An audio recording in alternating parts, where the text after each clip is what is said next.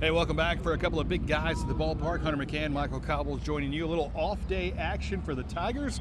Practice day and Father's Day. Really cool for everybody here. I guess if you're a baseball guy and you got your dad here, it's really no place better. Just like living out Field of Dreams, right? But for those of us whose kids are still back in Baton Rouge, thanks for the cards and all that jazz. But yeah, it's a good deal. It was a great day. Another practice session, and one of the things that we really focused in on practice was LSU executing their interior defense, their infield defense, really making sure they're ready for the Bruins. Yeah, and we saw them doing almost business as usual, kind of keeping it straightforward, that they know that they have won a big emotional game, but even moving into the rest of the week, you want to make sure you're still doing your fundamentals and not letting the moment take too much away from you. Yep.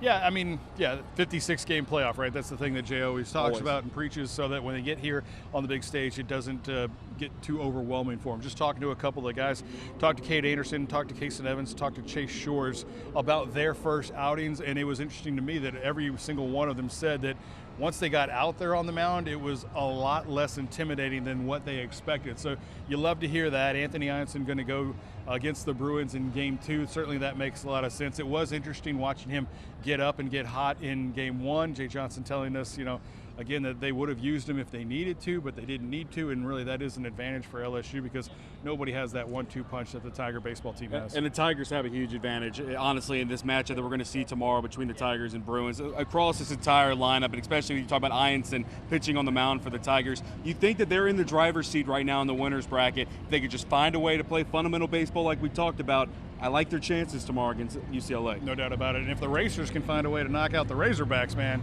we're living in high cotton at that point. So that's exactly what we're hoping for. Love to see the SEC go home in this situation and LSU stick around and have the party all to themselves. Of course, we'll be back with all the big guys at the ballpark that you can handle, and you can always follow Hunter doing a great job on all of WBRZ's social media platforms. Happy Father's Day, Dad.